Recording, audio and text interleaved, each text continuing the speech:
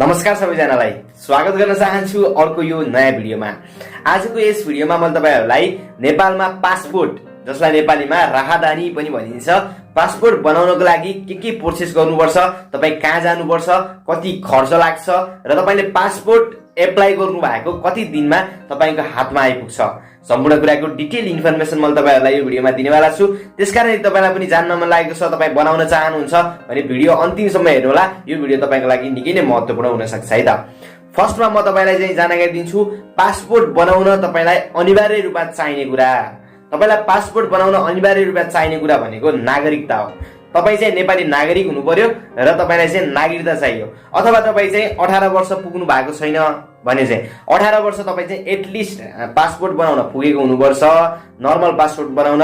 र यदि तपाई 18 वर्ष पुग्नु भएको छैन, तपाई 18 वर्ष भन्दा सानो हुनुहुन्छ अथवा तपाईको बालबच्चाको पासपोर्ट बनाउन खोज्दै हुनुहुन्छ भने चाहिँ तपाई आफै स्वयं उपस्थित हुनु पर्यो र उसको जन्म दर्ता लिएर जानु पर्यो र वडा कार्यालयको सिफारिस लिएर गइसकेपछि तपाईले चाहिँ के पासपोर्टको लागि एप्लिकेसन दिन सक्नुहुन्छ। अब तपाई चाहिँ सिधै पासपोर्ट बनाउने ठाउँ भनेको कहाँ हो त भन्दाखेरि जिल्ला प्रशासन कार्यालयको राहदानी विभाग, अथवा कुन जिल्लाभित्र चाहिँ ठुलो जिल्लाहरू छ भने 2-3टा ठाउँमा पनि के गरेको हुन्छ, इलाका प्रशासन कार्यालय भनेर तोकेको हुन्छ। तपाईको जिल्लावासी भइसकेपछि तपाईले थाहा पाइहाल्नुहुन्छ कहाँबाट बनाउँछ भन्ने कुरा है।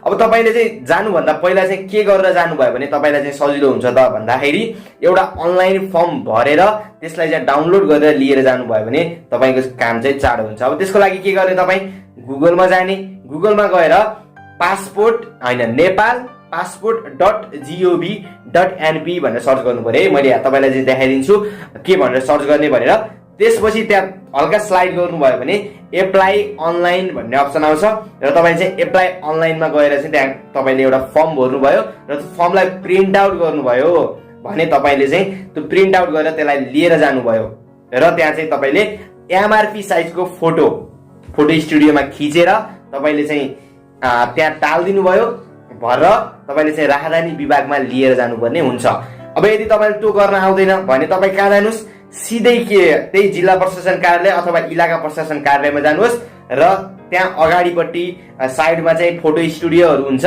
उनीहरू चाहिँ तपाईकै त्यही राहदानीकै फर्म भर्दिनको लागि बसेका हुन्छन्। उनीहरूले त्यही 200, 300, 400 सम्म चार्ज लिन सक्छन्। त्यति बुझाएर तपाईले सजिलैसँग उनीहरूसँग फर्म भराउन पनि सक्नुहुन्छ। अब फर्म भराइसकेपछि अब तपाईले चाहिँ कहाँ जानु पर्यो, राहदानी विभागमा जानु पर्यो र तपाईले चाहिँ 2टा तरिकाबाट पाउन सक्नुहुन्छ पासपोर्ट। एउटा भनेको तपाईलाई चाहिँ इमर्जेन्सी चाहिएको छ भने तपाई चाहिँ जहाँ हुनुहुन्छ काठमाडौँ जानुपर्ने हुन्छ।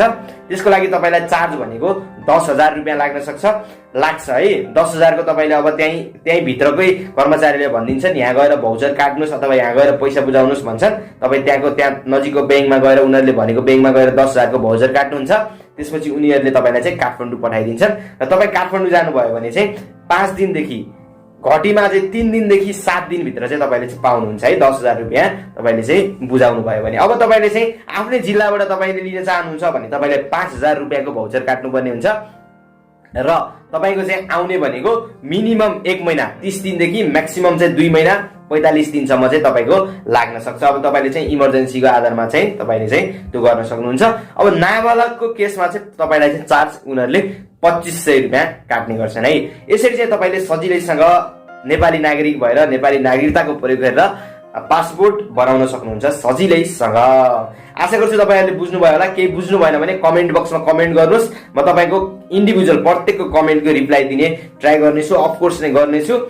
र हामी अर्को भिडियोमा अब नयाँ अर्को टपिकको साथ भेट्नेछौँ। त्यतिखेरसम्म स्वस्थ रहनुस्, मस्त रहनुस् अनि आफ्नो धेरै ख्याल गर्नुस् है त। Thank you so much.